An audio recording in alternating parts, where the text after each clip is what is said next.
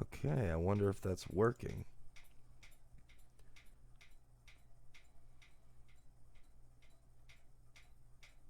Receiving content. All I have to do now is figure out how to share this now.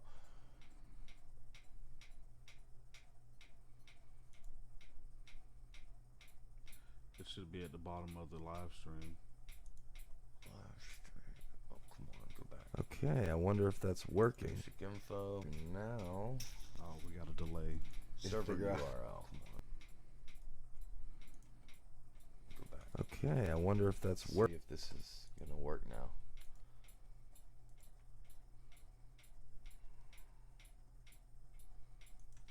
Working. Basic info.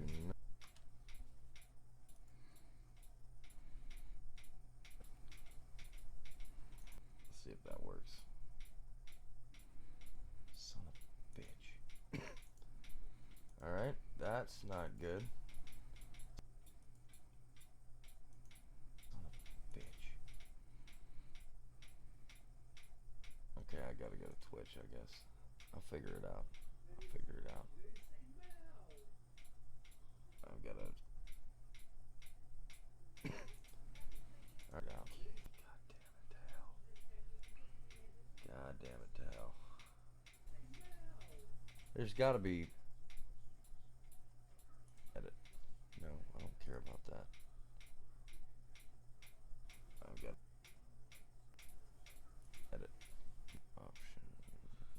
No, I don't care about that. Where's it? Here? I've got... No. I usually do this through the PlayStation. God, everything's... It's either... Where's it? Here? I've got... No. I usually do this through the PlayStation. God, everything's... Where's it? Here? I've got... No. Stream is going. God, everything's... I'm getting like constant feedback. Where's it? Here? I've got... No. Yeah, it's on the Stream is going. Oh. Hang on. I'll just change the output. I'm getting like constant feedback. The output here. Audio. Yeah, it's on the Stream is going. Oh. Hang on. I'll just change the output. I'm getting like constant feedback. The output here. Audio. Yeah, it's on the Stream is going. Oh. Hang on. I'll just change the output. I'm getting like constant feedback. The output here. Audio. Yeah, it's on the line. I think it was because I had. Yeah, I had sound going here. That's what it was.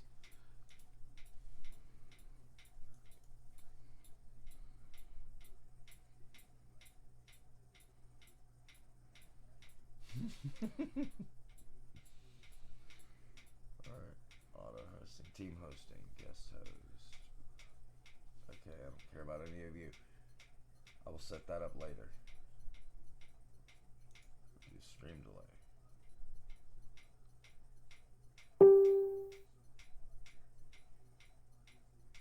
I don't care. God, no. No filters. Language filters like little... That's for bitches.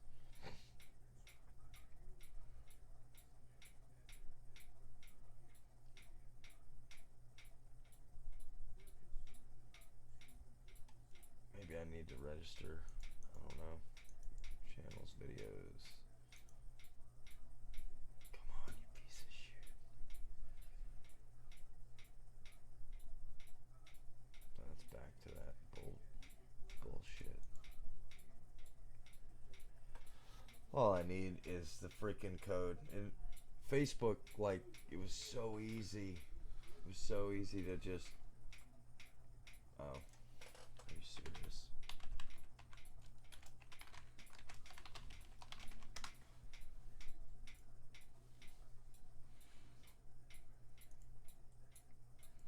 Why is this not working is what I want to know. What's that, encoder? Yeah, that's supposed to be my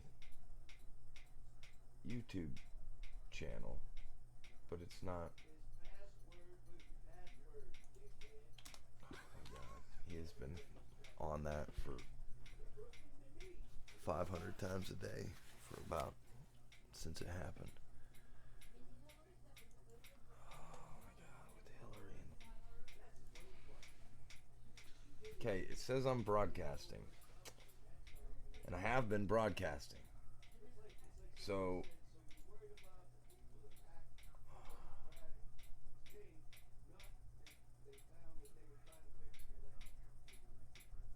live chat. That's all I care about is live chat. Video.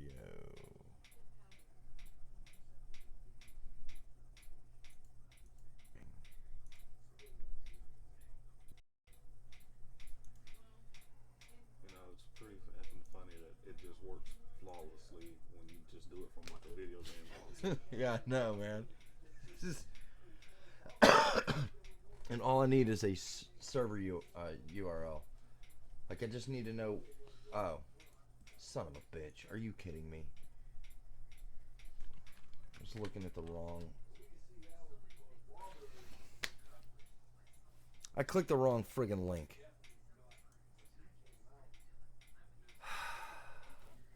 Full fracking retard.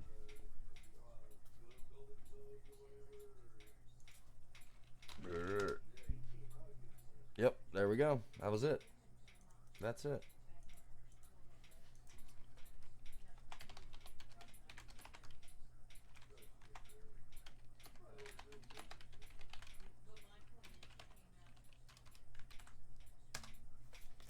Alright.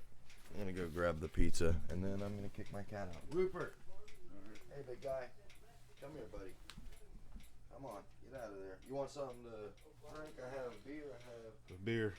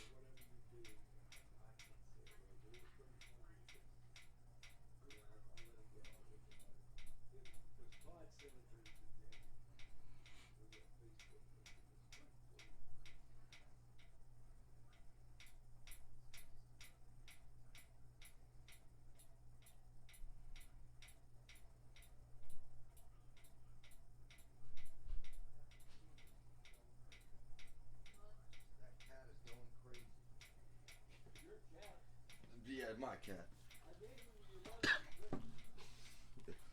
Oh, wow.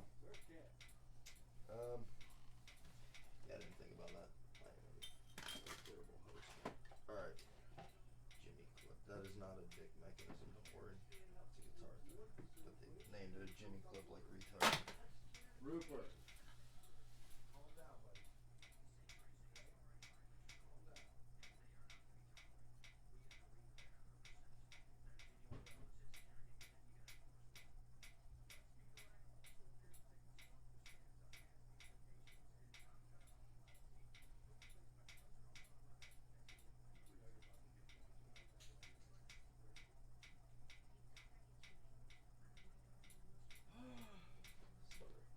Alright.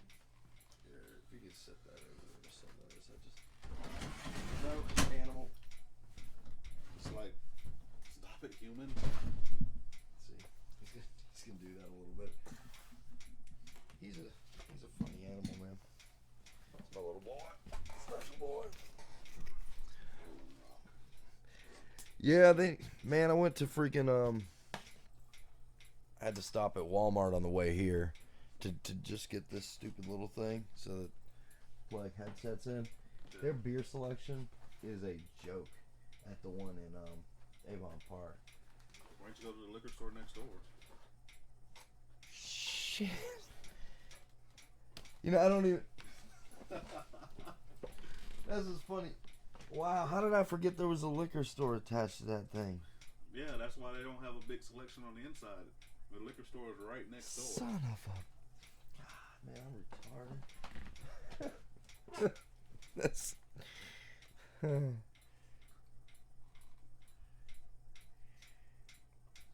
Salisbury. He's having to run a Magic the Gathering tournament at his store. Yeah. He's like, why didn't you do it for Saturday? And I was like, man, this wasn't planned, because I had been planning this for months, and I would never get around to it. And it was just kind of like one of the things I was like, man, I have to just make myself do it. That's the only way I'm going to end up doing it. So, I was just like, I was sitting here, I was drinking, of course, drinking some rum. And I was like, you know what? I don't work Saturday. I'm off, relatively, 3 o'clock on Friday. I'll just do it Friday. So, I was like, that's easy enough. Boom. Did you post the link? I thought I did.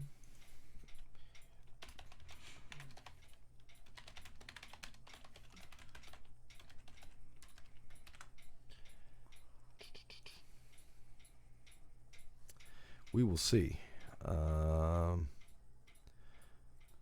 you in there by chance? It says, let's see here. Oh, shit.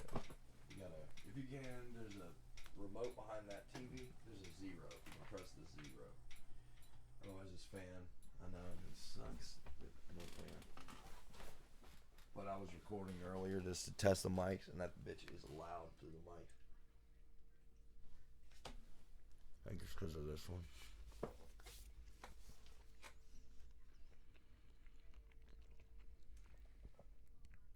Alright, who's watching? How do I...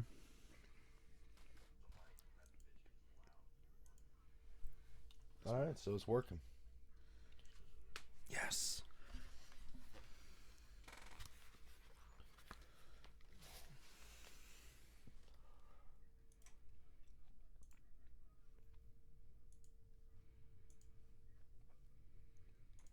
That's cool. All right. No. Oh shit. All right. Oh yeah. Do you want to go by Alex, or do you want to like a show name, or that's totally up to you. Yeah, we're gonna have to do a show name. All right. Yeah, mine. That all happened in about 2 minutes before my first episode. Mixon was like, "Oh yeah, we don't go by name. Our names usually, you can do whatever." But I'm like, "Yeah, well, I didn't." At the time, I was like, "I don't really have a nickname." So he's like, "Well, what's your World of Warcraft character's name?" And I was like, "Lou Dobbs." He goes, "Well, then you're Dobbs." I was like, "All right." So, dude, that's all people have called me for 7 years. So it's just kind of like, wow, all that happened. My name for now 7 years all happened because I had a character named Lou Dobbs in WoW. Yeah, my PlayStation name is Big Roy. That's about it. Big Roy. Yep, that's it. I'm gonna put that big at the top so that I remember to. I remember you went by Roy at Sears. It like threw me off. No, they just called me that. I never went by it. Oh, okay. Because I'm like, did Alex change his name to Roy? Like what? Well, technically, my first name is Roy. I just always went by Alex. That's kind of like Tyler over in Tools, and then he was Bill. I knew him as Bill, but his name's Tyler, and now he goes by Tyler, and I've always called him Bill, so I don't know what the hell. Sears was a weird place, man. But it used to be good. It used to be good, but now it's like a cancer, and everyone that works there is getting screwed. Is Rick still there? No, Rick works for Alan J. I think still. Oh, okay. All right, we'll go TFA. I had this on my phone, and then my phone crashed as I was trying to email it to myself. We'll go Star Wars. Rogue One. Did you see Deadpool? Yes, I seen Deadpool. Sweet. I love it. I did too, man. That was a good one. Forget what all it doesn't matter. You'll see how it goes. This is why this what I'm doing right here. This is just in case. Because once it starts going, it just starts going. Yeah. This is just in case, like, oh shit, like you just like boom right there. It's like it's something.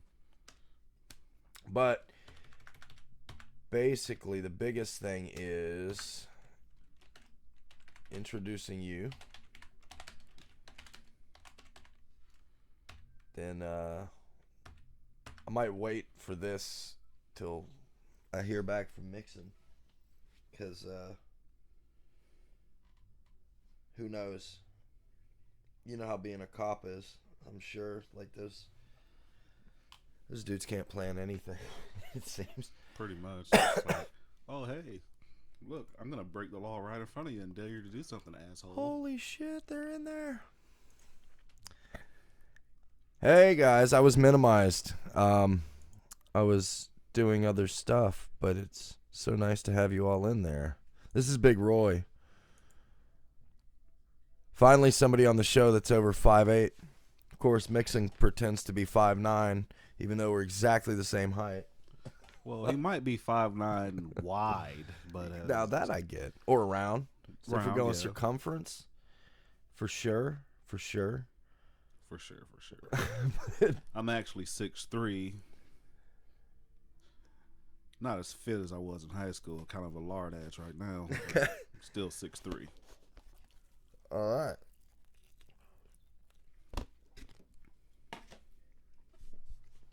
Well, yeah, I don't know why video's not going. Honestly, you're not missing anything. We're both pretty fucking ugly. Yeah, and I've got a really crappy beard going. And like I don't know, present setup is not ideal for video broadcasting. Not at the current time anyway. Yeah, not.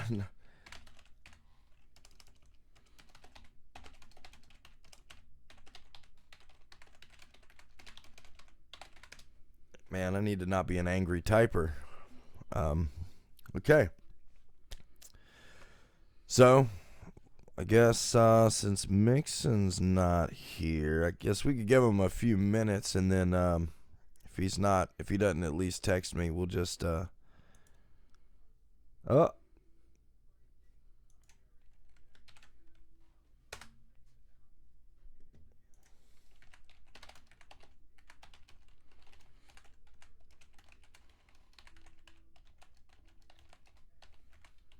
What do you mean, what's the delay? Is there a delay? What? Yeah, someone said there's a delay. Huh. Am I echoing?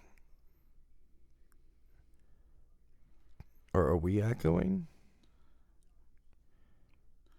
Well, we fixed that earlier because it stopped doing it, but they Yeah. might still hear an echo. Let's see. Oh, and starting the show. Oh. Mixon got caught up with some stuff at work. So, I was waiting to hear back from him to see if we should go ahead and start without him or if we should wait a few minutes.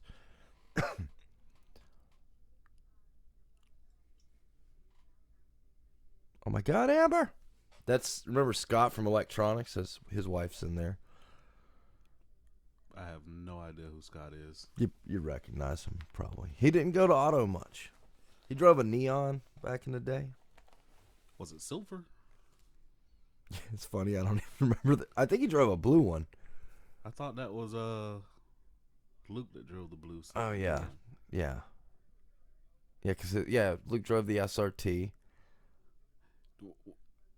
Was it like a? I don't know. I think it was Spanish, Puerto Rican, or something like that. That you're talking about? Oh wait, here. Are you kidding me? Why does this bug out like this? It's Facebook. Yeah, that's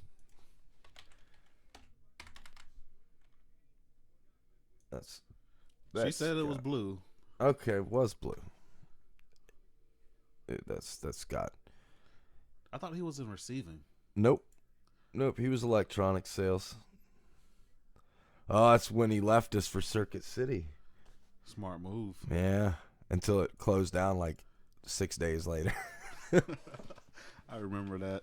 That was the shortest I think I've ever seen a large company ever go. Yeah, it was fast. It's like, okay, we're going out of business and we're closed. Usually they like drag it out for like a year or something, but it was like, okay, we're going out of business and we're closed. There was this guy Bob that was in electronics. He was 30 years ex-Navy guy. I think I remember Bob. That was one hard-working sumbitch right there. Because, I mean, he was 30 years enlisted in the Navy. So, you know, you work for a living. And he kept getting dicked over for promotions and shit. Like, they wouldn't even interview him right. Me and him both applied for a promotion. And we didn't even get interviewed proper, like, at all. There's, oh, yeah, we already filled him. And it's like, yeah, but you know it's the law that you know, because we formally submitted, we have to at least go through an evaluation. And we didn't even get him.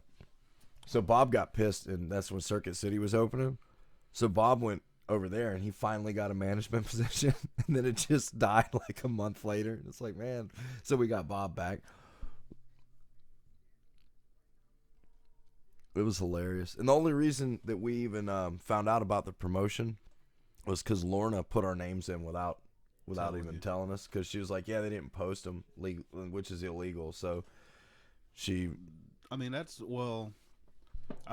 used to have management access when I was still in Sebring, so I used to see all that stuff, like when they have internal postings and stuff like that. And then when they made us do that, what was it, Pebble? Or was that just Automotive that had the Pebble? I don't think we had that. We had something else.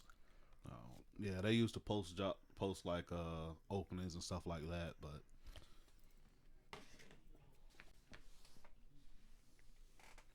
man, those were fun times. Yep. I remember the job I posted for. I forget who got that. Laura got the one that Bob put in for ops manager. And then, like, I don't know. I wasn't too mad because I was like, man, I kind of didn't want that anyway. And both of those positions got eliminated like a couple months down the road. And they both got fired. And then Lorna and like half the managers got fired. Oh yeah, you should have seen like Automoto. They when I left and went to I can't remember where the hell I went.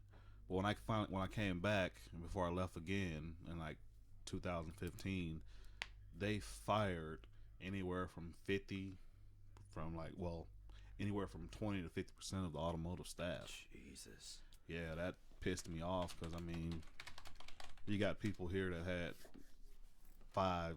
I mean, there was a guy at the university store in Tampa that had 15 years in.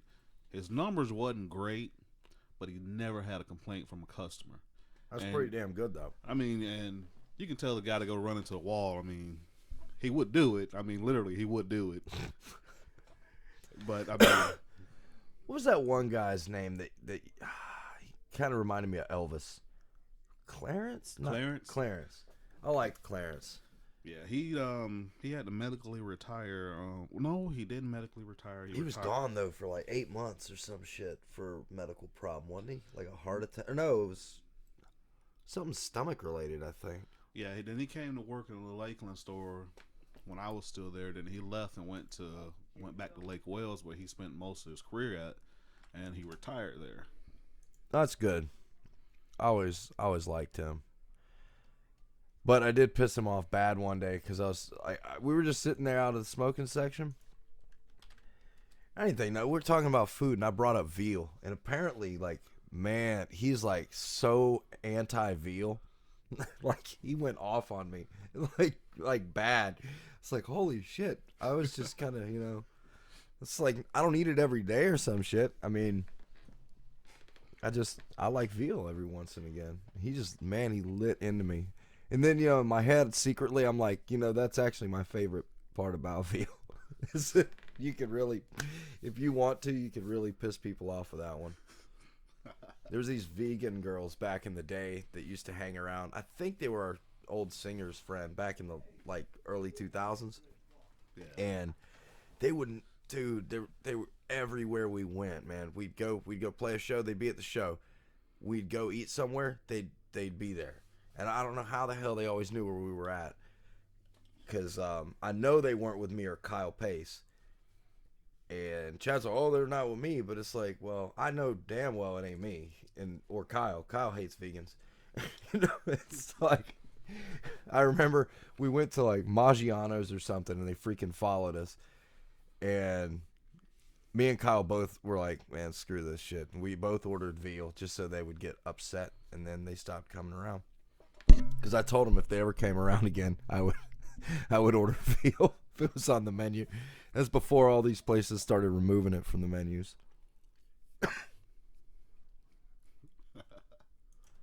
Oh man, Scott. Yeah, Scott's bringing up Susie, Satan. Yeah, she was a funny shaped bitch. Yeah. I mean, not like Miss Fisher funny, but almost. She was pretty bad. It's like her ass was taped up.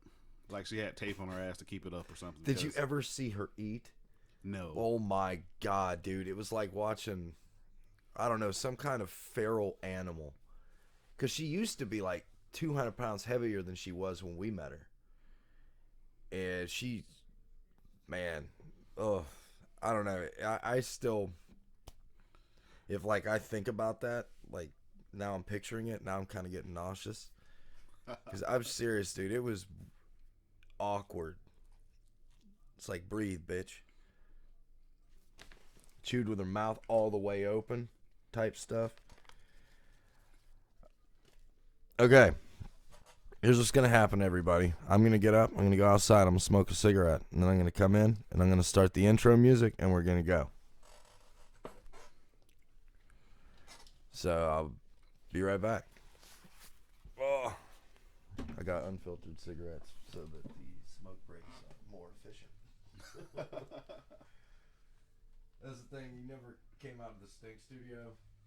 Man, you would walk out smelling like... I used to bounce that bar, so... Yeah, it was like working at a dive bar. That's how you smell when you left the stink studio. It was pretty bad. Like an actual ashtray. It smelled like you took an ashtray and just dumped it down your shirt. It was awful, man.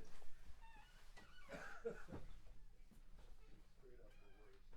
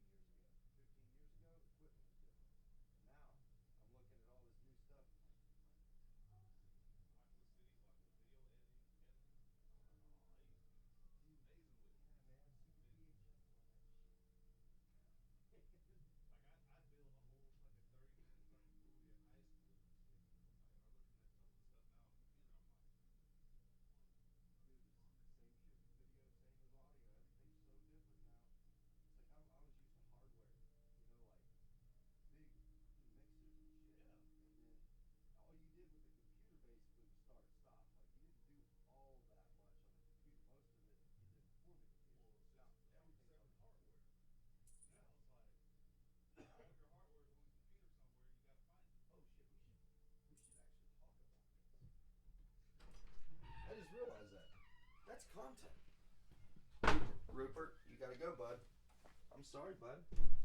I'm sorry, bud. Oh. Oh. Yeah. That's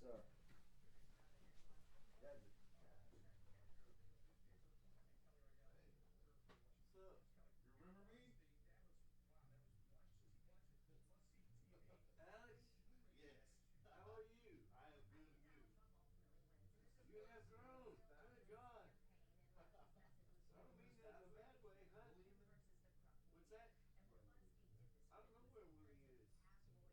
Where's Megson? Not here yet. Okay. So what's going on with you? What are you doing these days? I am working. I live and work in Tampa. I build handicap vans. What we do is we put ramps in them, hand controls. Uh, Pretty much, we'll take a regular van. Oh. All right. Holy crap. Nash is in here. Wow, that's awesome. I was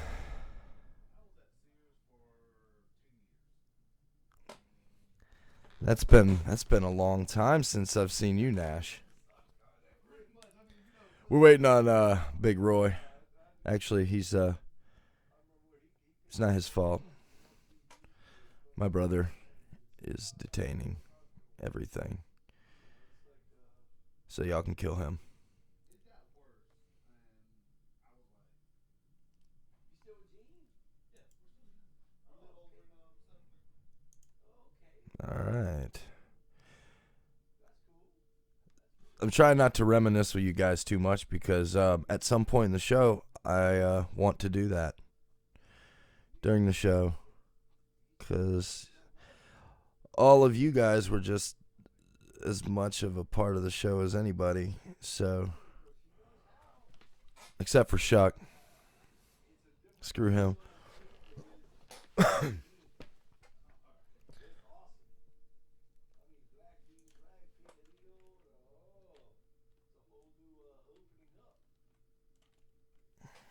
Man.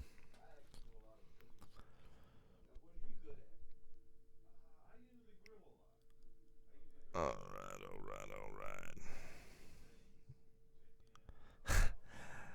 You know what that was, Shuck? That was me trying to gauge the delay in chat. It seems to be about a full minute. That kind of stinks. That really stinks.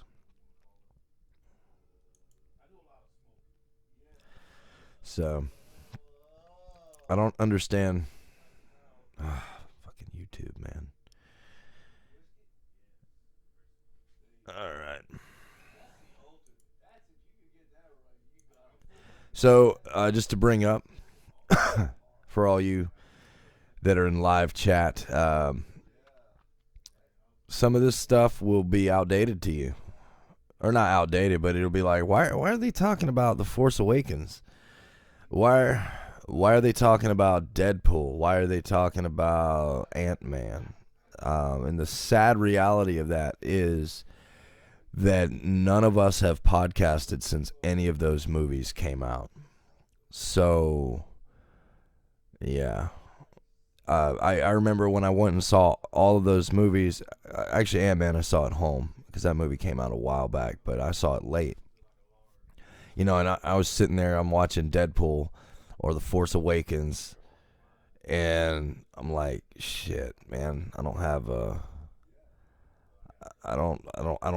podcast anymore, you know? So I can't talk about these things, you know, and it's I briefly, you know, I remember posting short reviews on Facebook or whatever, but it was just kind of like, damn it, man, you know, like I miss raging out on some of these things, and really I think there's only going to be one that I'm going to rage on, despite popular belief.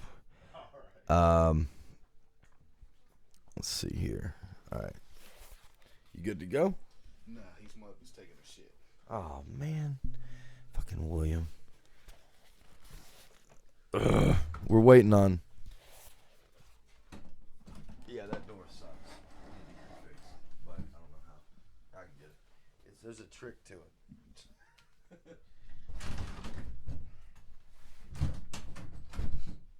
Man, one time we were having a party here. Mixon was wasted. It was our 100th anniversary. And he passed out freaking outside. It was that. Do you remember that day it snowed in Hardy County a couple years ago, like 4 or 5 years ago?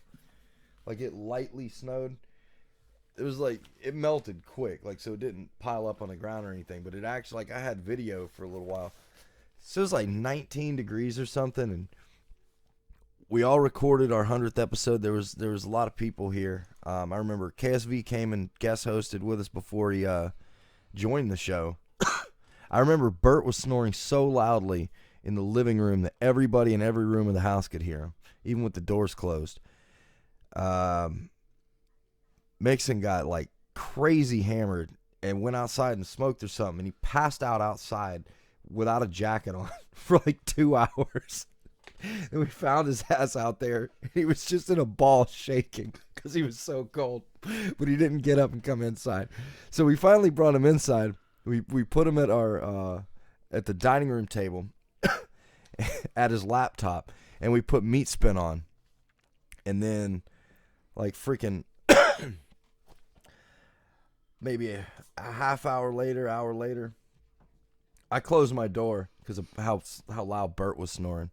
And there was some other activities going down, and all of a sudden, he tries to walk through my door, but he doesn't realize that it's a sliding door and not a normal like push open door. So he just smashed into it, like it was like he was going full like walk, you know, and just bam. And then he's like, "There's something wrong with your door." I was like, "Way to go, dumbass!" I said, "Go back to bed." Ass, man, it was freaking funny as hell. He was so wasted. That was, I mean, even of all the times he's been wasted, that was one of the drunkest I've ever seen him. I mean, you got to be pretty freaking wasted to go outside without a jacket and it's that cold and then just think it's a good idea to curl up in a ball and go to sleep. All I can say is it does happen. I'm not gonna admit to saying that I slept outside because I was so drunk. I'm just gonna say it happens. Yeah, I've done. Yeah, that's. I remember going to a party on the south end of the county and waking up in the north end, not knowing how the hell I got there. And so I'm thinking I'm just gonna skid out, get in my truck, and leave. And my fucking truck's nowhere to be seen. So I'm like, how the hell did I get here? Yeah. What the hell? Why can't I type? I'm gonna reload. All right. I have intro music, but it's gonna be copyright violation out the ass. The outro music I own, but I definitely don't own the intro music. I just thought it would be kind of funny to do this intro music. Yeah, YouTube likes to fuck everyone that steals stuff, I guess. Yeah, but Slacker and the Man, we never cared, so it was just kind of like, screw it. But then again, I think 30 seconds is still legal. Oh, well, I think I'm still in trouble, but I don't care. I really don't care. All right, so, well, the intro music. Well, yeah, we should wait on my brother. That way you can go to the bathroom. All right. That. Because once it starts, you know, it's... Pee in a bottle. Yeah, that almost came to that at Stink Studio a few times. Well, I think they were going to do that just so I'd throw up, because I throw up, you know, easy peasy. All right, it's letting me type again.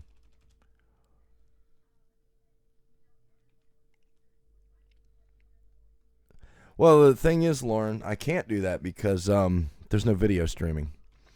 So I can't have a disclaimer pop up on the screen. I will say this. It's an older song that none of you know.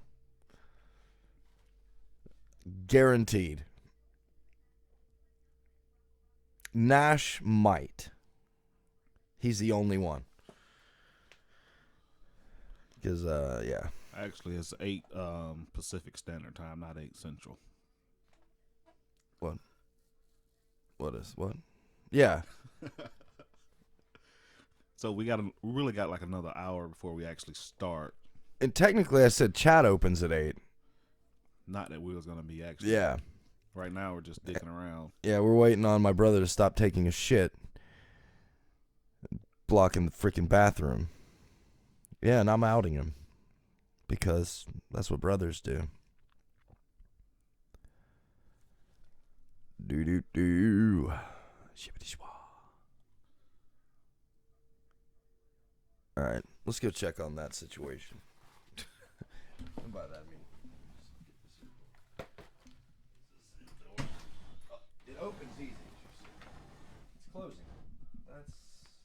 That's the trick. It's like Biff's car. Nobody can start Biff's car but him. Nobody can close my door but me. Yeah, and Chuck, that's enough out of you.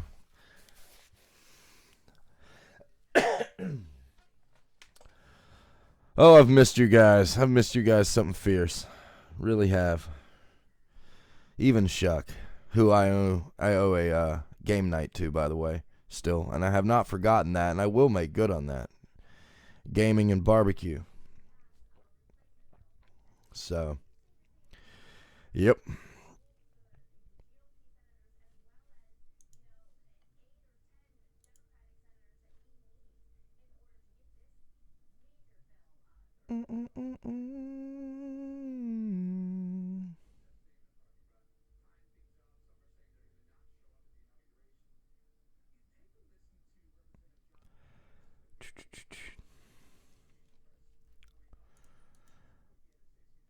Hey, Nash. By chance, do you remember the band Fear Factory? Whoops. Scheiße. And by chance, you better remember Fear Factory.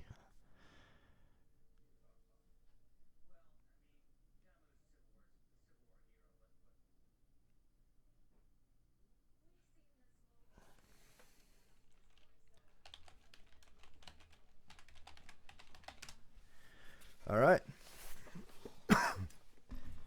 Yeah, that's got to feel better.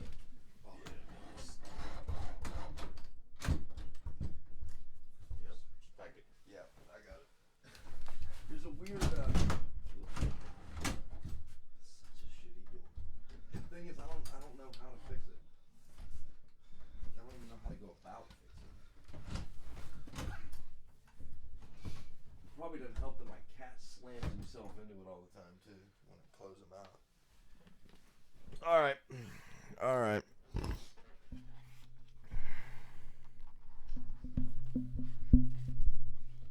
There we go. All right. Okay, Nash, before I start recording, the song, Fear Factory. Yeah, this big, fat Hispanic guitar player named Dino Cazares. He started a side project for a new band that recorded death metal, Spanish death metal, and they were called Brujeria. This is the intro music is going to be by Brujeria. All right. When the intro's going, I don't have a mute, so we'll just have to be quiet.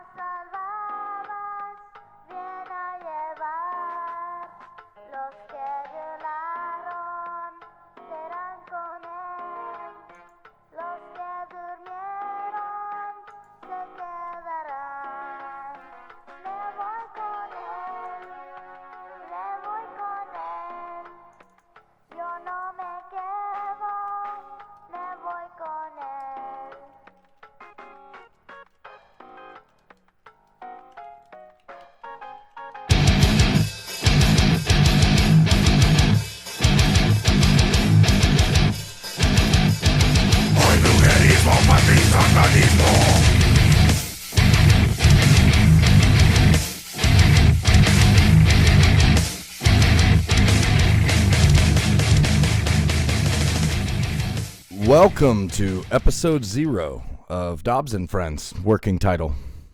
I am your host, Dobbs. With me we have Big Roy. Big Roy, introduce yourself to the people. I am Big Roy, and I am here as a co-host today, and we're here to have some fun. And he likes to party. That I also believe to be true. Big Roy and I go back quite a ways. We haven't seen each other in a few years before today, actually. He listened to Slacker and the Man back when we used to work together at Sears, but probably the single biggest thing was we played football together, which by that I mean he played football and I practiced, and I was on the scout team, and I played about 8 plays. but the team wouldn't have been what it was without the scout players. Exactly. That's the excuse I always made. I graduated at 5'3". Big Roy has a foot on me there. So yeah, he's a little bigger than the man and I. To just set it up for everybody. What are you into? What parts of geekdom do you like really, really get into? Like, what are your passions? I'm a big sci-fi nerd, like Star Trek, Star Wars. I'm gonna get slack for this, but like Lords of the Rings. I love Lord of the Rings. And I mean, when I tell them that, they're like, "Oh, so you like Game of Thrones?" I'm like, "I've never seen an episode." Oh, really? I mean, I'm sure you get a lot of the what? It is a really good show, but I don't know. I've even gotten behind on that. I'm 2 seasons behind now almost. It's kind of sad because I read 3 of the books, but I don't know. It's not that I stopped liking it either. It was just one of them things where it was just like, I don't know. I got tired of that waiting week to week because did you ever watch like True Blood? No, They remind me of True Blood in the sense that like every single week is cliffhanger, wait a week, cliffhanger, wait a week. And that just gets old after a while, just a constant cliffhanger. And then every season ends on a way big cliffhanger. So then you got 6 months where you're just like, oh shit, I wonder what's going to happen. And that's why I stopped watching it. Because, the modern age where we just get to watch shit like in a row. We're so spoiled by Netflix. It's just like, I don't want to watch a show if I can't sit down and watch 13 episodes in a row. Exactly. I mean, that's how I am. Like, I discovered like when Netflix got Farscape, I was like, holy shit, this is actually good. I haven't watched that yet. I've heard it's awesome. I still haven't gotten around to it. I'm gonna tell you this: it is awesome, and then it's gonna piss you off so much that you're gonna start raging. Like Firefly. That's what happened with me in Firefly. I was like, 13 episodes. That's all I get in a movie. Yeah, pretty much. Damn. It's like 2 or 3 seasons, then it ends. Like they didn't renew it, and to get the last part situated, you have to go online and find the movie. And I was like, why is it not on Netflix? Why can't I find it on one of the streaming services that I have? Yeah, like with like 8,000 at our disposal now. Yeah. It's kind of ridiculous. It's hard, and when you do find it, the quality is like shit, and I'm like, this pisses me off. Yeah, and then like me, I started getting real back into trying to find some of my old favorite 80s movies and shit, And I like some bad ones, I'll be honest with you. I think all of us like some really bad 80s movies at one point. Because when you're a kid, those terrible movies were good for some reason in your head. And then so when you age as an adult, you have it in your head that they're still good. And some of them are, when you rewatch them, you're like, what the fuck was I thinking watching this? Yeah, and like, and then some are so much worse than you remember them that they become amazing. Like this one here on my wall, Never Too Young to Die. That's one of the worst movies ever made. Nobody would argue that, but it is so epically dumb that it's funny. Like it didn't take itself seriously. Like you knew when they were going on. Like when they were making that movie, at no point did anyone on set ever say, "Yeah, this movie's gonna be great." You know, like nobody said that. I'm pretty sure they was high. Yeah, if you go to John Stamos's IMDb page there, I remember years ago I stumbled on a Facebook message where somebody met him. And they were like, "Dude, I loved you and Never Too Young to Die." And then he apologized to them for making that movie. And like, I mean, he still feels guilty. You know, this was like 2008, and he still feels bad for making this movie in 1983. Yeah, that movie was kind of, it had an odd twist to it with the, I don't know what you want to call it. Hermaphrodite? Yeah. With Gene Simmons. As a kid, that right there had me like, what the actual fuck? Yeah, I didn't know what a hermaphrodite was. Like, I mean, how would you? You know, back in them days. I'm just looking at it, I'm like, I don't understand this. It made no sense. It still doesn't make sense at Now all. it makes perfect sense. Well, yeah, but I mean, the movie as a whole, you're like, how did this get greenlit? Like, who was like, I'm going to give those guys $15 million to make this movie? I just don't understand. I guarantee there was a lot of cocaine. There was a lot of cocaine, just like Stephen King said about Maximum Overdrive, which I like. It's awesomely bad. But Stephen King was like, he still blames that on his coke habit. Like, I don't know. The 80s, that's the beauty of the 80s. The 80s was back before cocaine had consequences. Because like, if you watch 80s movies, and I've like sat down and seriously thought about this, go back and watch 80s movies, or movies that harken back to the 80s or take place in the 80s. In the 80s, kids would always show up at a party. They would have a bag of cocaine, and shit would just get amazing. Like, the party would just take off. All the girls would take their tops off. Everybody got laid. The party got amazing, and the dorky kid got the girl. And it was all because of cocaine. And then in the 90s, somebody in Hollywood was like, you know what? I think we need to take cocaine down a peg. And then you see Goodfellas and Scarface and all these other movies where all of a sudden now it's like, oh, well, you remember when it used to, you know, when you're young, it makes the party amazing. But once you're 30, watch, man, it just makes your life go to shit. You know, I don't know when Hollywood, or if that was a conscious thing to be like, you know, cocaine's not awesome anymore. Don't do cocaine. Maybe it was the DARE program. I don't know. No, I think it just all the older people that was into the cocaine, like the producers and agents, they kind of died out. Not like, or they died. Yeah, maybe that's they what just I mean. Like, yeah, they maybe died they out. stroked out, just like their hearts exploded, like Randy Savage. How he didn't die of cocaine, like how he managed to live long enough to hit that palm tree with his Jeep, where cocaine should have killed him like 20 years earlier. That's like the Ultimate Warrior. All those damn God. steroids. I mean, what the? And cocaine. That dude was coked out of his mind. Yeah, that was When I was like 8 years old, maybe not even quite that. I don't know. I was probably 7, 8, 9, somewhere in that ballpark. Andre the Giant was still wrestling. I remember that because I got to see Andre the Giant wrestle Hulk Hogan in Lakeland, of all places.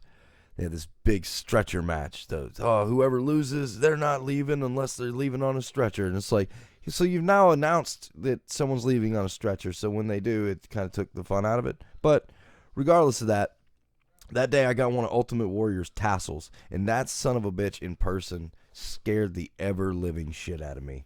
Like, just how roided out and huge he was. And I saw Hogan that night. And I saw Andre the Giant that night. And Ultimate Warrior's the one that made me actually afraid.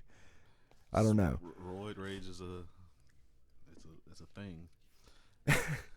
Like I don't know. You worked with me, so you. Oh, yeah. Was you there when Hulk Hogan came in and bought like 18 tires? I was working there at the time, but I was off that day. Yeah. Which that sucked balls. So like, what was that? His kid raced cars, right? His kid was drifting. He had a Supra that he was drifting. He sucked at it. I mean, well, I mean, I would assume that. I saw that kid a couple times on that reality show, and he didn't seem like he had his shit together, to be honest. Yeah, he didn't have anything together besides probably a joint and some cocaine or something. But other than that, that kid was a fucking train wreck. So what happened? Like the Hulkster came in to the Sears Automotive department back in the day, and what he just was like, what do you have in this size? I want all of them. Is that basically what happened? Pretty much. That's pretty badass. Well, he had, I guess, can't say really an agent, more like a handler. They came in, and was like, hey, I need to get this size. And then Hulk came in himself. Because at first we was like, oh, whatever, dude, you're just bullshitting us. And we literally stacked up 8 tires, and they took them, and we ordered 8 more for them. Because it was just rear tires, because this kid was doing drifting at the Sebring Speedway.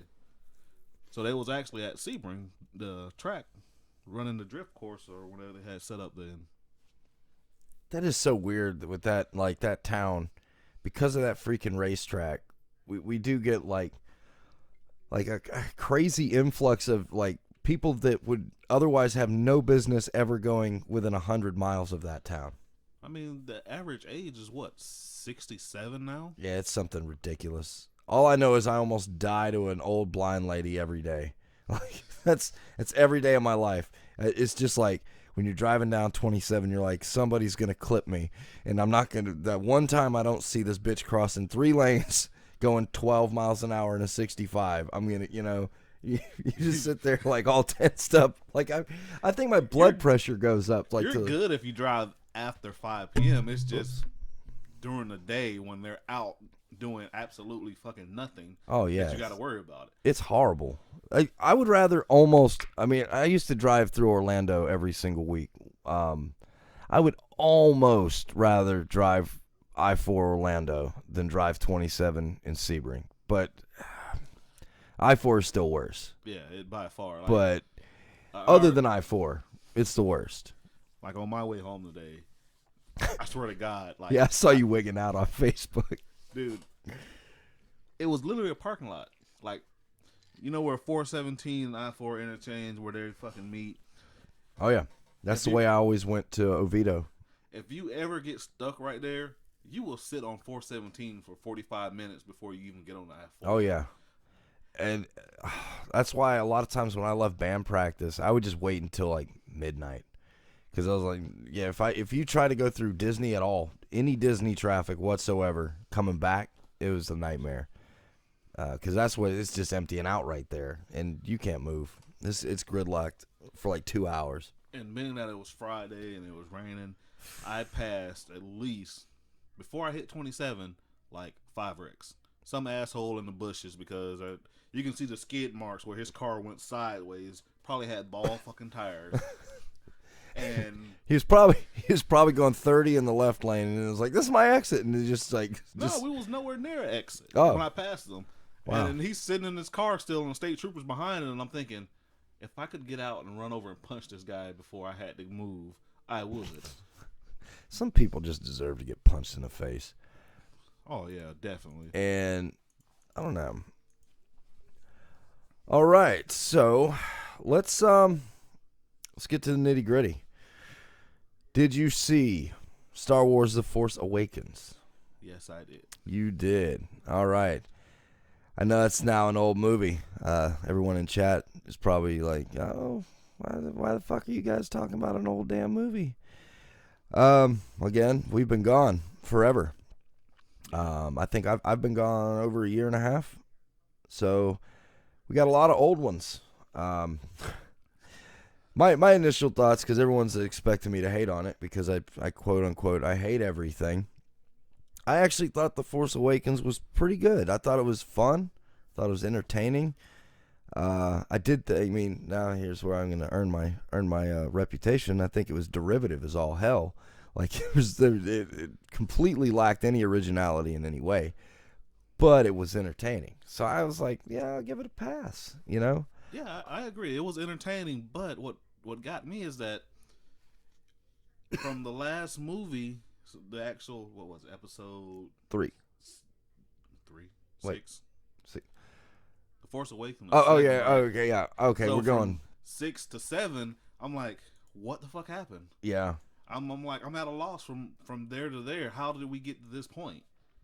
Yeah, and I think JJ said in an interview was that he thought that was too big to address with the first one back. And I guess I could kind of see that because if you immediately go to 8, you know, like, you're just kind of diving right in, you know, and it's I think they wanted to plan that out better.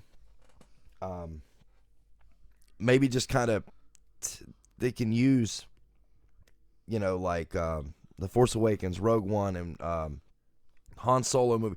They can kind of test the waters to see what people are willing to tolerate in certain things and kind of get a gauge. And then they're like, okay, now it's 8. Now it's officially canon timeline. You know, this other stuff's kind of fringe. So if they fuck it up, it's not that big a deal because, you know, it's like, oh, it's tangential to the main story arc. So it really, you know, it's safer. Well, then again, in Force Awakens, I wouldn't say it's safe because they definitely, I mean, you bring in Han Solo, you kill Han Solo. Leia comes in. I don't know, Leia's dead in real life. You know, and then you briefly show Luke. I think that was really, really good, you know, to just kind of not give us much. Just so they can, like, hold it over us, and then we're begging for it by the time they actually give it to us. See, I'm a big story guy. Like, with video games or anything, your story got to have depth. And that would, besides it, I mean, don't get me wrong, very entertaining, but I'm like, where's this? You're missing this. I want to know this before I see this. How did we get to this point? That's what I always like. How did we get to this point? I totally agree with you. And I really, I don't know. I guess the other part, though, that kind of does drive me a little bit up the wall with the going out of order and stuff like that is that's not something that Star Wars has ever handled well. Let's just, I don't know, let's bring up the prequels and all the retconning bullshit you get into when you do stuff out of order.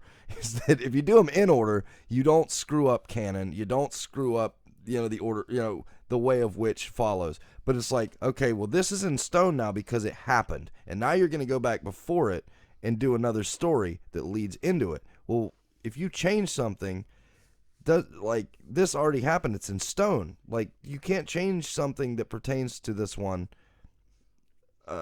beforehand. That just doesn't work. And then you get headaches, and then you want to just punch J.J. Abrams in the face, which I already want to do, or George Lucas, which I don't really care so much there. He's pretty much gone, but Yeah, I don't know. I could, if I could just say this, I don't ever want to see another Death Star or Planet Destroyer, whatever the hell they called that giant Death Star that made no damn sense, that could blow up 6 planets. You know, it's kind of like JJ's like, oh, well, you know, the only way to make something better is to just make it bigger, just up the scale. Like, I can't create drama with dialogue, so everyone will just run around screaming. You know, it's like, dude, you kind of gotta give us a little more than this. You know, he did that with Star Trek, which I will only touch on briefly. Like, most of the, you know, anytime he wanted to create tension, the camera would just start shaking, everyone would start running, and everyone would scream their dialogue. He couldn't create it like with a situation that, you know, was tense in and of itself. He just had to make everybody seem tense or shake the camera. Like there was just the content wasn't there. It's just like their actions are what made it tense, not the situation and not the dialogue, not the content. And it's like same thing with Star Wars. It's like, oh, we'll just make a mega Death Star. Like, never mind. It's never been done before. Let's just make it huge. Where did they get the freaking resources to make that thing? Like, I mean, it's just like, how did you? Holy shit! Yeah, that's my bad. Like, how do you get to that point? It's like, oh yeah, by the way, we got a mega Death Star that's made into the side of a planet. And who commissioned it? I mean, Vader's dead. Palpatine's dead. Tarkin's dead. Like, I know. Oh, it's Snoke. Oh, it's Snoke. Oh, but how could he? I don't know. Like, to me, I was just kind of like, I mean, I'll kind of give it some pass. I'll give it a little leeway. But like I said, entertaining movie. But the more I thought about it, and then I rewatched it, and I'm like, if you get past just like it's like it's like an amusement park ride. Like you go down Splash Mountain, you're like, man, that was really fun. And then after you're done, you're like, wait a minute. All I did was go about 3 miles an hour for about 7 minutes. And there's like these weird animatronic things just bobbing up and down. And at the end, they dropped you straight down and you got sprayed with water, and that was fun. So you remember the ride was awesome. But then you're like, no, that last part of the ride was awesome. The ride actually kind of sucks balls. It's boring, and I got to hear that damn song, and then I got to watch these animatronic dudes just kind of bob and weave. Like, I don't know. That's kind of how Star Wars was to me, only, obviously it was better than a bad animatronic ride with a fall at the end, but that's kind of what I think of. It's like once you get past the initial, oh yes, new Star Wars, and oh yes, explosions, cool effects. JJ did a fantastic job bringing practical effects back. It wasn't all just shitty CG, looked fake, That was amazing that he did that. So I'm grateful there. Yeah. But I want more content, like more story. I want shit to make sense. I want shit to matter. Like, I want to care about some of these people. I did like Poe. BB-8 was cool, but R2's still better. I don't give a shit what anybody says. Yeah, I mean, you can't replace R2. I mean, oh man, but they are trying so hard with BB-8, and then wow, and the new one. Everyone's gonna give me shit for this. Alan Tudyk voiced him. That's all that matters. But I can't remember the new droid's name in Rogue One. I have yet to see it. It's pretty good. I'll just say this. Rogue One was a lot better than Force Awakens. Like it's to me, it was like very, very noticeably different. The Force Awakens, I'd put somewhere around a really, really fun 6 to 6.5. Like I will watch it again. I enjoyed it. But being purely objective, I'll give it a 6. I liked it though. Like a super fun 6. But Rogue One, I'm gonna give that a 8.25. Like Rogue One was awesome. Rogue One was much better in story. It had better characters by a lot. In my opinion, I thought it was just all out, just in every respect, a better movie. I think, I don't know, between the two Chinese dudes, I really hope they get their own movie. Like if they would do a prequel that maybe was like the Odd Couple, like an Odd Couple movie, because like you've got this one guy that's blind, and he's clearly Force sensitive. He's not Jedi, but he's very Force sensitive. And it's the dude that played Ip Man in Ip Man. I forget his real name now because I'm an asshole. Him, and then there's this other guy who's kind of like almost looks samurai in appearance, even though he's Chinese and not Japanese. Like, but he's got a gun and he's a bad bitch, and they're buddies, but they're nothing alike, other than the fact that they're buddies, And I think that would be a cool movie if they would maybe do that one. The only thing that movie suffered for was, to me, was there's another one of those scenes, and I wish this trope would go away, because it's not just a Star Wars trope. All right, it's like the hero finally gets to that computer terminal, and they're like, yes, I'm going to pull the lever. And then they pull the lever, and then they're like, oh no, I've got to go push that button that's way over there, and I got to walk down this narrow thing. And that's all, and then just like press the button, and then the bad guy's gonna be there. Like movie cliche. Yeah, I gotta do this, and I have to go across the room to do something else. Gotta walk the balance beam. Right then and there, here comes the bad guy. That trope needs to go, man. That trope is terrible, and it's in some great movies. Or it comes to mind, Serenity. Serenity had that dumb trope where they got to go into Mr. Universe's little thing, and then Mal has to swing across and press that button to upload it, and it's like, man, like even like movies I love. You know what movie made complete fun of that? Galaxy Quest. Oh yeah, that made with the scene with the stomping things. Yeah, and, no. see, that's one of my favorite movies of all time. That's one of the best sci-fi movies for me.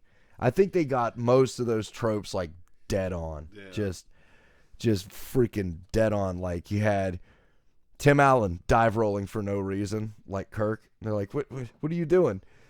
It helps. It's like, okay. When he dive rolls, he loses his gun. So then he's got the trope of facing the giant monster without a weapon, that would have easily won the situation. You got Exactly. I mean, every single and then one you of have them. Was it Sigourney Weaver? I think it Yeah. was. Repeating the computer. Yep. He's like, I got one job on the ship. It's stupid. But I got one job. To me, that movie, and I've been saying this for years. My favorite character in almost any sci-fi movie ever is Guy from Galaxy Quest. How he's like, he knows he's gonna die. He's an extra, but he's a real life extra who's aware that he's an extra. So it was just kind of like, man, he's every red shirt. I'm gonna die because I didn't even get a last name. Like he just, to me, and I think that when they were writing it, I don't think necessarily. I thought they were kind of like, he's a semi throwaway character, but Sam Rockwell did so good that I think they probably, and it's just my opinion, it feels like they were just like, we gotta give this guy more stuff to do. Like we gotta give him more lines. He's clearly just dominating scenes. And if you're in a scene with like Alan Rickman and Tony Shalhoub and you're stealing the scene, you're doing a good job. Yeah. That, man, I got to watch that again now. I've only seen it like 80 times, maybe 90. I used to watch it like, I come home from work, I don't feel like watching Family Guy, turn on Galaxy Quest. That's actually my, it's my third favorite Star Trek movie. I always joke. I was saying that I was at Star Trek Las Vegas. What was that, last year? Or no, technically 2015. Sorry. It was the 49th reunion, whatever year that was. I was there, and we were, I was part of a group that was doing music for it. And so we got like, we had a dressing room, and we got to pal around with a lot of the celebrities. And the best was like being a smoker.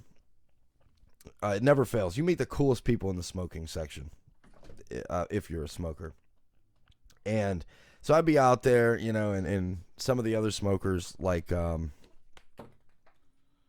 cat is knocking a ping pong ball around right on my door. He's like, fuck your podcast. Yeah, he's a little bastard.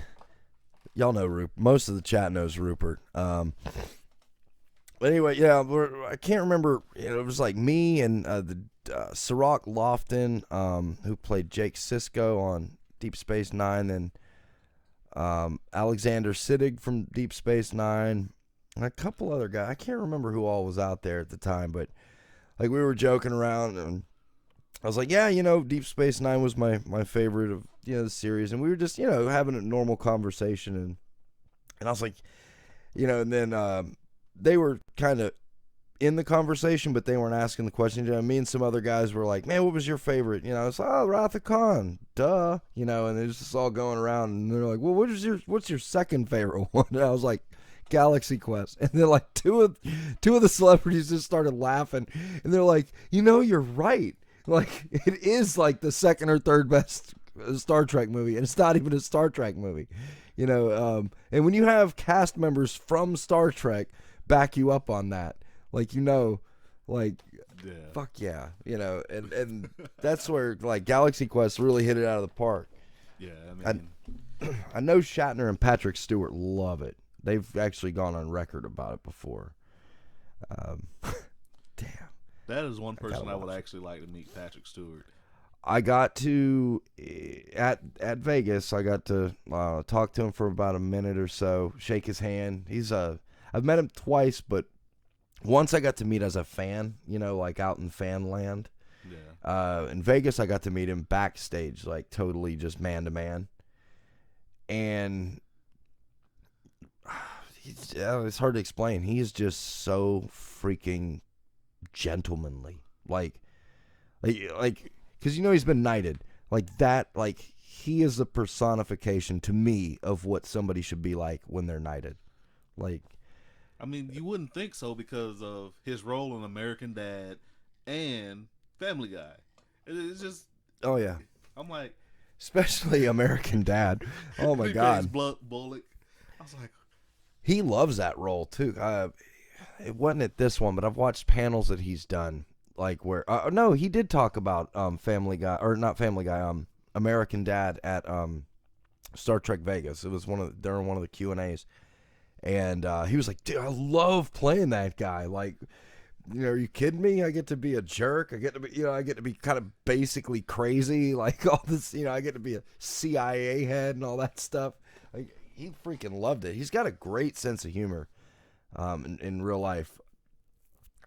Even when it's turned off, like, you know, because when you go backstage, some of those people aren't cool anymore. The only one I'll single out is Joan Collins. We shared a dressing room wall with her. And holy shit, what a nasty human being. Oh my God, man. I remember I'm just sitting there like, she's been knighted. I forget, what they call it? Dame. They're called dames. I'm just sitting there like, this lady is the biggest bitch I have ever heard in my life. Like, I remember she was just like chewing. She had like a handler. She actually had like 8 handlers. And she's just reaming out this girl over nothing. Like nothing. Probably, I think it was something to like, oh, my water is like 2 degrees too cold. It hurts. You know, like, it's stuff like that. That's the kind of stuff she was chewing out people for. And I'm just like, good God. Like, what it goes to their head. I'm like, you're not fucking God. Deal with it, bitch. Let it cool. Yeah, like, I think you gotta, if more people could just be like Shatner, like, Shatner's that right amount of, like, pompous ass, but he's still cool. Like, it's like this weird middle ground, like, because he's arrogant as shit, but he's still cool, and he's still likable, even though he's so arrogant. Like, I don't know, he wields it very well. Yeah. Which I got to meet Shatner, too. That was one of the best moments of my life. I got to walk Shatner out onto the stage playing Rocket Man, and if I'm just being honest, I actually did kind of choke up. It was like the coolest moment, I think, for me in the last several years as a musician. I don't know. Yeah, Star Trek Vegas, that was a pretty cool experience. Getting to smoke cigarettes with Jake Sisko and Dr. Bashir, that was probably my favorite. Which we got to talk about Game of Thrones, because he was on that too, briefly. Before, you know, he went all Game of Thrones, got George R.R. Martin.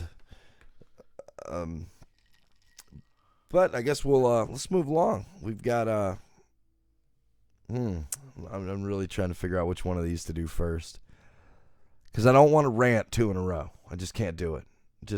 Or not rant. I don't want to be negative. Let's go to Deadpool. What'd you think of Deadpool? I think they should have never cut it, because I want to see the uncut stuff. They said there was some stuff that was so bad that they would have gave the movie a NC-17 rating. I want to see that. Oh, we'll get it. I don't know. It's not the 90s anymore. Remember the 90s and the early 2000s, everything got 2 releases. You remember every single DVD and Blu-ray had the unrated version? Yeah. I wonder if we'll get that. I think we will. I want it. Maybe the Blu-ray. I don't know.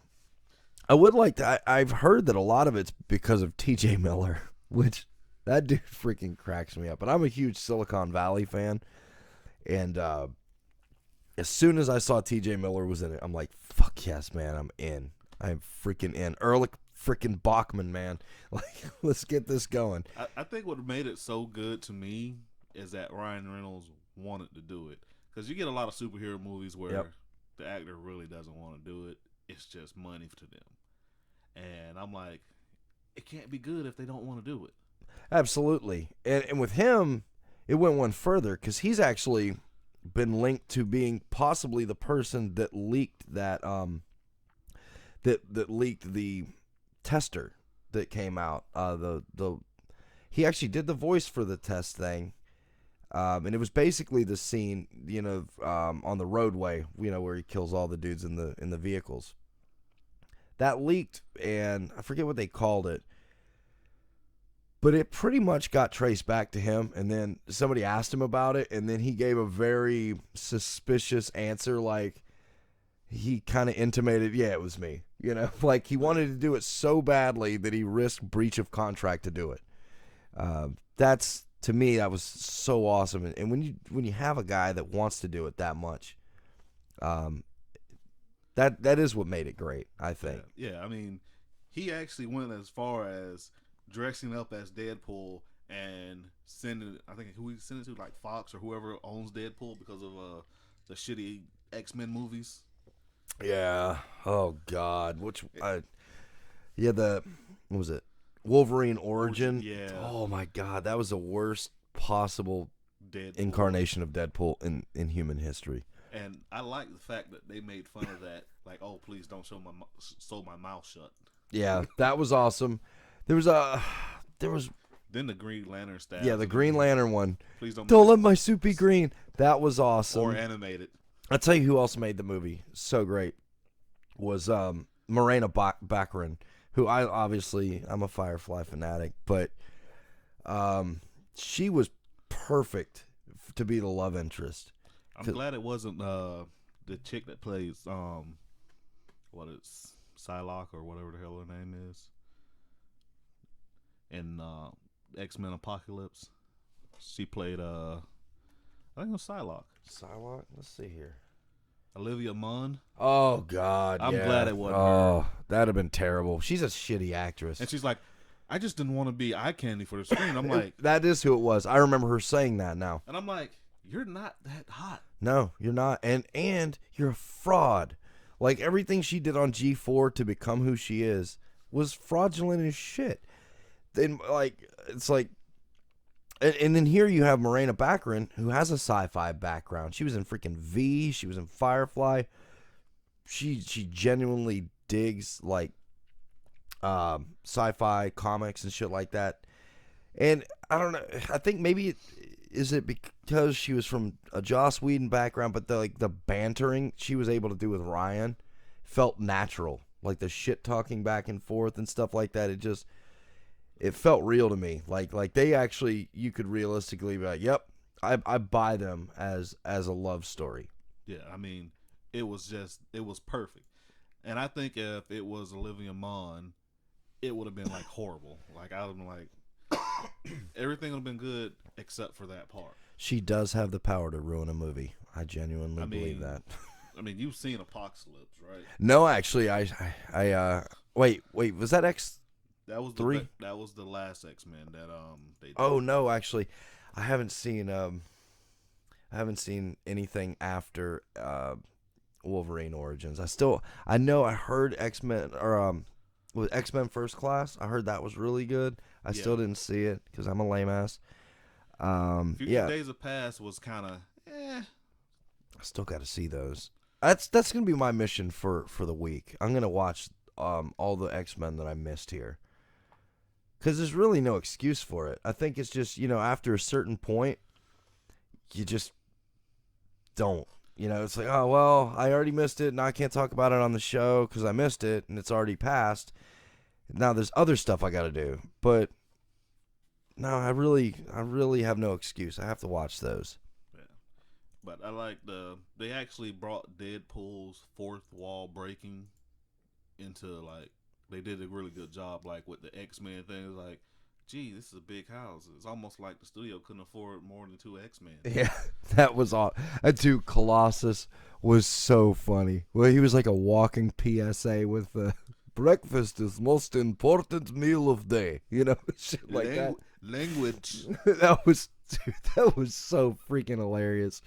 They're just like, oh man, I remember it was such a good movie to me that I cannot remember anything to nitpick it on. Even if I want to nitpick it, you sometimes you gotta nitpick it just because no movie's perfect. But there wasn't anything in the movie that after I left I was like, it'd have been better if they'd have not done this. Really, there was nothing glaring in the movie that I took any issue with. I thought the fourth wall thing I think they used it just right. Like if they'd have done it too much, it would have ruined it. But I mean, they did it perfectly. Damn it, him and TJ in that bar scene, where he gives the blowjob shot to a dude and tells him it's from another dude so that because he thinks he'll kill him. Yeah. Just dumb shit. The scene with the pizza guy, that was hilarious. How he keeps hitting the innocent guy for no reason just because he was an asshole. But he didn't do anything. He just, wrong place, wrong time. Little shit, man. I thought it was really good, and the fact that Ryan insisted that the second movie have the same budgetary restraints that the first one did. That's why the director left, because they were like, "Oh, well, y'all did that for $30 million. Let's try $120 million one." And Ryan was like, "No, that's gonna ruin it. That's like the whole point. Is that's why it was so good, was that we had restraint, and it was." That takes it back to I'm gonna go real old and say, remember Mortal Kombat? How when it first came out, it was like, oh, this is great, and that first one was good, and it was on a limited budget. But when they came out with 2, and they got this whole huge budget, it sucked ass. It was so bad. The CGI was so horrible. I'm like, because they overused the CGI because they had the budget, and like I thought that was pretty funny. Where every time he leaves his weapons in Dopender's cab, that was because they had budget cuts and they couldn't afford the explosions and stuff that would have resulted from his arsenal. So that's why he only had his guns, his primary 50 cals. Yeah. And I was like, that is a clever way to do it. And then, it like make a slight fourth wall reference to it. And dude, like hats off. Deadpool, I give it an 8.5. I loved it. I really loved it. What would you give it out of 10? I would give it a solid 9. 9. I don't know, because the chick Angel kind of gives me a Woody every now and then. Yeah. Nah. I'm just saying. Come on. No, hey, she was hot. Just thinking of staying there, like, oh, Jesus Christ. Now we gotta. This one. I think I don't really know, because I haven't actually talked to anybody from the former show, or really anyone in chat about this so much. What were your thoughts on Batman versus Superman?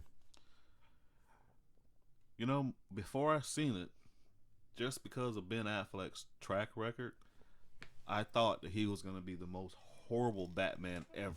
I'll be honest. Up until about a month before the movie came out, I was probably as active of a anti-Ben Affleck as Batman person. I don't know why I did switch. Right before the movie came out, I was like, you know what? Wait, he might actually be good. But I was railing on him hard, like, fuck this.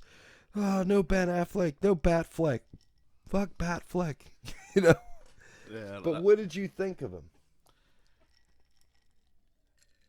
To me, he did a very good job as Batman, and I was like, okay, I agree with you. I was like, holy shit, I can't believe I'm saying that. He did a really good job as a Batman. I absolutely agree with you, and I think that I'm about to agree with the hammer you're about to drop. The butt. The butt. Yep, there it is. The Superman. Oh, God. I can't, I don't know if it's just because it was childhood, but I can't see anybody doing a decent Superman since Christopher Reeves. I don't know. And honestly, though, I don't necessarily think this was Henry Cavill's fault. Because he does love it. Like, he wants to be Superman. Like, he cherishes it. He embraces it. But I think it was written like shit. Like, absolute shit. You know that there's actually like a 4-hour cut of the movie. I did hear that. I was watching that earlier today on my break at work. There's actually a 4-hour cut of the movie where it gives you,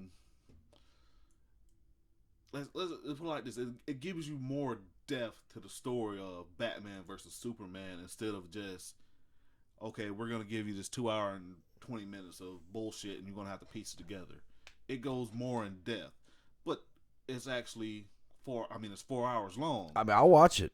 I'll watch a 4-hour movie if it I makes mean, I've it make watched sense. all 3 Lords of the Ring movies in one day. So Hell yeah. Yeah, and you probably have the 4-hour cuts too, don't you? Do you have the extended? No, it's just Oh man, they're so good because like as long as there are editions that are about 30 to 40 minutes longer a piece, and like everyone else, like I'd say 8 out of 10 people are like, "No, man, they were already long enough." No, because it's a lot of it wasn't extraneous shit either. Like there's certain things that make 10 times more sense because of just like a 3-minute scene, or yeah. I would recommend watch them. I have them somewhere. I'll hook you up. They're worth seeing if you don't mind the 4 hours, which I don't. I mean, I don't care how long it is. If it doesn't feel long, Batman v Superman, dude, I was sitting there. I remember, I think it was what ended up being about an hour into the movie. I was already looking like, man, what fucking time is it? How long has this been on? Like, it felt so long. Like, it's like it was slow, but then they also said, well, they got the 4-hour cut. Then they have the rated R version that's 30 minutes longer than the movie, which I'm on board with. And they said that in depth would actually, Luther actually makes the movie better, which should have been what was released in the first place, instead of the one where they cut 30 minutes out. I'm like, shit, release the 4-hour version where everyone's saying that the movie was good. Yeah, like, because like the beginning, like the reason that it felt long to me was just, I don't know, it would jump back, forth, and I tell you what really did me in, like, the fact that we had to watch the Waynes get killed again. If I ever see Bruce Wayne's parents die again on screen, I'm leaving the theater. Like if they have to set that up one more time, they really didn't need to. Well, every time Batman gets rebooted, yep, when there's a new guy playing him, it's gonna happen. I know, but it's kind of like, at what point are you just like, dude, nobody doesn't know this. Like, but the thing that got me was, I'm like, I know it's gonna happen because it's a new actor. There's gonna be a new twist on it. Yep. Just don't keep repeating the damn thing throughout the movie. That's the only issue I had with Ben Batman, or whatever the hell you want to call him, is that, okay, we got it. Your parents died. But to me, I think it all to me it felt like that whole death scene hinged around his dad saying Martha, that being his last words. So that then go back to, zoom forward to the end of the movie where Superman's about to kill him, or he's about to kill him. He's like, Martha. He's like, oh, my mom's name is Martha. Or Batman's about to kill Superman. And it's like, come on, man, really? Like, it just to me, I was like, one of the scenes I'm like, this is cringeworthy because it was horrible. So bad. That was so terribly written. It's like, so we had to watch that 5-minute rehash just to set up that their moms were both named Martha. Like, you couldn't have done that in another way, or maybe, I don't know, try this thing called writing a good script where you don't have to have it hinge on something so paper thin. Well, it's not even that. Let's not write a good script and then cut the fucking down to 2 hours when it's actually 4 hours long. Yeah. I mean, if you're gonna do something, do it. Don't have some freaking balls. Say, fuck you, I'm not gonna cut my strip down. We're gonna go with the 4-hour version. But I did, going back, man, I really did like Affleck as Batman. I happily eat those words. I do. As far as him playing the character, I think he did a very good job. I did not like the woman they cast as Wonder Woman. to me anyway. And me and my brother argue about this all the time because that's what brothers do. We just fight. I always thought, like, when I watched the movie, I was like, dude, it sounded like she was reading from a card. Like, that's how I perceived it. He said he didn't perceive it that way. I mean, I get that. But, like, for me, I thought she was dreadfully cast. Momoa, awesome cast. That dude's a cool dude, and he might actually make me not hate Aquaman for 5 minutes. Maybe. I'll probably still hate Aquaman. But I might like the Aquaman movie. Yeah. And the man here in chat, she's too stiff. She is. Like, she is way too stiff. She's, to me, sounded like she was reading. And Shuck points out that Affleck's version of Batman feels like Frank Miller. Yeah, I could see that. But that, like, the whole, like, oh, I found this flash drive. Oh, look at this guy. He runs real fast. Oh, look at this guy. He's underwater. And it's like, man, that's pretty much the cheesiest way to introduce the Justice League. Yeah. I mean, I'm not going to write her off just yet. Because, I mean, I've seen the previews for Wonder Woman.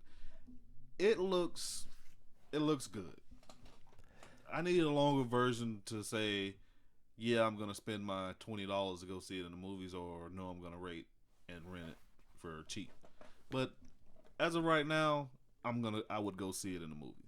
That's cool. I'm and that's the thing. I haven't ruled her out because she wasn't in the movie all that much. I mean, she had some pivotal scenes, but at the same time, I would say that given that she's going to have her own movie, I think she'll get more into the character than she was probably able to do being like a very much a side character, like with limited screen time, stuff like that. So maybe when she gets her own movie, she'll actually like really just take on the role. I think it's mainly, we'll see. It's more that, okay, well, I'm just here as I'm here leading into another movie. This is not. It's like a Marvel movie where they have like these little small Easter eggs throughout the entire movie, hinting at another movie. Like with what was it, Captain America: The Winter Soldier, when they dropped Doctor Strange's name, Stephen Strange. Who else was that? Oh man, what was the other guy? What's really bad? I didn't see Winter Soldier either. Like a dumbass. And everyone tells me, like my brother and a couple of my other friends are like, that's the one that's the one you didn't see. Like that's most of their favorite. Like my brother, that's his favorite one to date. And he's been telling me to watch it, and I know I need to. I'll watch Civil War, but I didn't see Winter Soldier. I need to go watch it. Yeah, that movie, they dropped a lot of the Phase 3 movies. They dropped a lot of their names in that one. Sweet. Marvel's done a great job so far. All of them. I think my favorite though is still Guardians. Yeah. I'll tell you, and it's one that I never talked about on air because I didn't see it in the theater. Did you ever watch Ant-Man? I have yet to watch. I've watched bits and parts, but I have yet to watch the entire movie. That one, like, I thought it was going to be meh, So I went into it pretty much no expectations. I didn't think it'd be terrible, but it was just one of those things. And I thought it was freaking hilarious. I think that comedy-wise, it's between that and Guardians. Paul Rudd was hilarious. But his buddy, who's played by Michael Pena, I think he's one of the funniest guys in any of the Marvel movies. And it's where my issues with the Avenger, it was like every single character, they're like, hey man, Tony Stark, his like snarky comedic way, it's working. Let's make everybody kind of like that. And then after, I don't know, then I thought it became less funny because it was too much of the same shit. And it's like, why does everybody have to be like Tony Stark? in humor. I mean, but the little stuff. I mean, I still liked it, but then I see Ant-Man, and then there was a scene in Ant-Man that the singular funniest thing I think in any Marvel movie, because the fight scenes were all hilarious. Because he did a really awesome job. Like, they would always, because he's fighting, like, he's the size of an ant. Like, literally the size of an ant. So, cameras all zoomed in, they're fighting, And then all of a sudden, every once in a while, it would just pan back. And then so, like, you just see, like shit on a desk just kind of moving slightly. So, it was just, like, there was this scene where there's a fight going on, and they're on a toy train set. And it's a Thomas the Train is going around, and they're fighting on this, and Thomas is bearing down on him, Yeah. And then all of a sudden you're like, right when Thomas is hitting him, it pans back, and you just see a toy just fall over, and it derails his toy train. And dude, it's just the timing, the way they did it, it made it go from like, holy shit, this is epic, to like, a toy just fell on the ground. Like the way they did that was so hilarious. So actually, that's right behind Guardians for me for top Marvel movie. And part of that though is because it was total dark horse. Like, had nothing. I didn't, one way or another. This was kind of like, it's something to do. I'm gonna have to say, for me, the best Marvel movie that I like is Guardians of the Galaxies. That's still my number one. Because I went into it like, I never really read the Guardians of the Galaxy comics, never kept up with it, and so I didn't really know what to expect, and I was kind of like weary of it. I'm like, is it gonna be good, or is it just gonna be one of those Fantastic Four movies? Yeah, but legit fear. I mean, I was like, I didn't know, but being that it was Marvel, I was like, okay, well, it can't suck too bad. And they cast, like, for me, when they cast Chris Pratt, I was like, okay, I'm kind of in, because I'm a huge Parks and Recreation fan, and he was so good in that. Like, just I was like, right now, because I hadn't seen him in much in the way of movies, but I just had a good feeling once they casted him. But it wasn't just him; it was everybody, dude. When Bautista got cast, I was like, oh, that's going to suck. And he was awesome as Drax. I was like, holy shit, I like a Bautista role. Oh, I never would have saw that coming. I mean, it was the way they wrote Drax was perfect. Because, I mean, you got a MMA fighter that's pretty much doing movies. I mean, because we all know what happened when The Rock started doing movies. It was fucking horrible. Yeah, it was a train wreck. I mean, he's slowly getting better, but when it first happened, you was like, make it stop. Yeah, what was that Tooth Fairy movie he did? Oh, Doom? Oh, Doom was dreadful. God, the fact that Carl Urban was in a movie that bad. Holy shit. I think it started spinning around when he did what was the one movie? The one with Sean William Scott. I actually liked that one. The Rundown. Not the Rundown, but the was it Walking Tall? Walking Tall. That's when it started turning around. I actually liked The Rundown, but I liked The Rundown because of Sean William Scott's character. Because he was I don't know.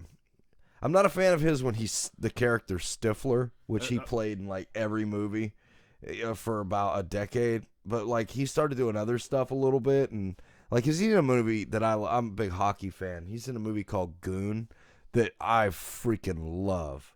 And he plays like he's not mentally handicapped, but he's almost like he's just dumb. Are we talking about his character or his character? Okay, because I mean he's kind of his character in Goon is just not smart, but he's not mentally challenged either. But he's like a real nice guy, like super nice guy, but he's also a badass. Like, so it's kind of weird, that guy gets thrust into being a hockey goon. All he does is fight. So it's just kind of a neat character. I I say another good movie that he didn't play Stifler in was Bulletproof Monk. And I didn't see that. I mean, he wasn't a complete like American Pie dipshit. It was actually, I'm not gonna say it was good. I'm just gonna say it was decent. I mean, because we know who it all is. Yeah. Well, they all do bad ones. I don't know. Like, for me, I think I liked the rundown. He had that dumb scene where he's trying to sucker punch the Rock and the Rock won't fall for it. So that he's like doing the say hello to my friend, Mr. Thunder, and his friend, Mr. Lightning. And he's like trying to distract him with his feet. And then as soon as he tries to punch him, he gets punched in the face again. Like, it was so dumb. But I liked him in that role. Like, I don't know. I think that was a turning point for me. Was like, he's still kind of an idiot. He's playing an idiot, but he's not quite Stifler. So I think that's the moment I started liking him. You can only play an idiot so many times. Yeah. Before it starts getting old. Yeah, it's true. Like, imagine if Ashton Kutcher would have kept playing Kelsey. Oh, wait, he'd still have a career. Damn. Yeah, that's that. Because the show Punk was hot for a good 5 seconds. Yep. And then he did that Butterfly Effect movie, which I actually didn't see. I heard it's like 50-50. People love it or hate it. It hurt. It hurt to watch. I had don't to watch know. it like 2 or 3 times to actually see the whole movie because I would fall asleep and it hurt. That's how we were just talking about him earlier. M. Night Shyamalan. What was that first? Sixth Sense. I don't know why, man. Granted, I was a lot younger when that movie came out, so that's probably why. But I fell asleep twice trying to watch it. That one took me a couple times watching it to get the whole movie in. Then The Village, I had to watch that twice. Oh, you poor bastard! You had to experience that twice. I watched the first half and I fell asleep at the halfway mark, and then it came on another day on HBO or something like that, and I watched the second half. So it's like I had to piece it all together, and I'm thinking this was good up to the point where they send the blind girl out, and it's modern time, and this whole time the big twist was there's no monsters, it's people in costumes, and they're living in a compound. And those were headlights from cars. Like, oh my god. Oh, that dude. Oh, yeah, Shuck brings up, Geek Shuck brings up in chat that The Rock is on a show called Ballers. Have you seen that? No, I don't. I haven't watched anything on HBO in years. It's actually pretty good. Years. It's pretty good. I saw the first 2 episodes back in October. I was visiting my sister, and her husband was like, dude, we're watching this shit, man. We're watching this right now. So we put it on and watched 2 episodes, and I was like, that's awesome. But then I started watching Arrested Development, and I had never seen that before. I watched the first episode, and then I watched all of it. Like, all of it straight through. I would watch like 6 hours a day, 7 hours, 8 hours. And then that's all the TV I watched until I finished it. And I forgot to go back to Ballers until Geek Shuck just messaged that. It's cool. He's like an ex-NFL player, and he's trying to get into business for himself. Like, he basically went broke. And now he's trying to be a financial advisor to current players. So that's the premise of the show. It's him just trying to, keep people from doing what he did. Yep. But also get paid to do it. So it's like, and it's pretty neat. I liked it, what I saw of it. I meant to check it out more, and I will. It had good cameos and stuff in it. So worth checking out. Let's see here. What'd you think of Marvel's Civil War? I think if they would have had another plot line besides what they had, it'd have been good. I'm like, we're gonna spend the entire movie trying to chase him down, the Winter Soldier, and then it comes down to, the Winter Soldier kills Tony Parents, and But that's not the big thing. The big thing is that it's 1970, and we have a random security camera with HD photo Yeah. video. That was kind of weird. I'm like, it's just a random spot in the fucking woods, and you have a camera set up, and you catch the accident from 2 different angles. Yeah. Who's filming that? Like, And why? and why? That didn't add up to me either. And so that kind of like made it like, what the fuck? It'd have made way more sense if Bucky had been like, "Hey, bro, I'm sorry, but I killed your parents." Like, that would have made sense if he, but I did like the new kid that's playing Spider-Man. I thought that was I liked him. That should be pretty interesting going forward. You ever notice how in all the Spider-Man timeline that Aunt May is getting younger and younger, and now she's young and hot? She has like the Benjamin Button thing going on. Yeah. Well, to be fair, other than the hot part, Spider-Man's also getting younger, so she would be slightly younger each time, but she wouldn't be that young or that hot. Exactly. That doesn't make sense. About. Yeah, that doesn't make sense. And another thing I see in like a meme online is that every Spider-Man reboot, Uncle Ben's always dying, and I'm like, it's the same shit with Batman's parents. You're always seeing them get fucking killed. Yeah, and the argument's always, but that's why they become what they become. And it's like, yeah, well, we all know that they died. Maybe mention it, but don't freaking show a whole other scene. We don't need flashbacks. Just be like, yep, they're dead. We get it. We don't need your setup anymore. And frankly, if I never see either of those again, I would not be disappointed. I would be extraordinarily happy to never see either one of those again in my life. I'm hoping, being that there was no Uncle Ben now with the Spider-Man that Marvel and Sony are sharing. Well, no, is it Sony or Fox? I can never remember. I don't know who has Spider-Man. I think it's Fox. But I'm pretty sure that being that there was no Uncle Ben in the picture at the time they did this, that we won't have to go through the whole Uncle Ben dies crap. We might get stuck with like a flashback or something, which, I mean, we can deal with that. I could deal with a flashback, but not a full friggin' scene again. I just can't. I can't take it anymore. Definitely can't take it anymore. All right, everybody. Well, we're going to wrap up episode 0 of Dobbs and Friends working title. So thank you all for coming out, being a part of it. We will be in again shortly. I will keep everybody posted. Have a great night.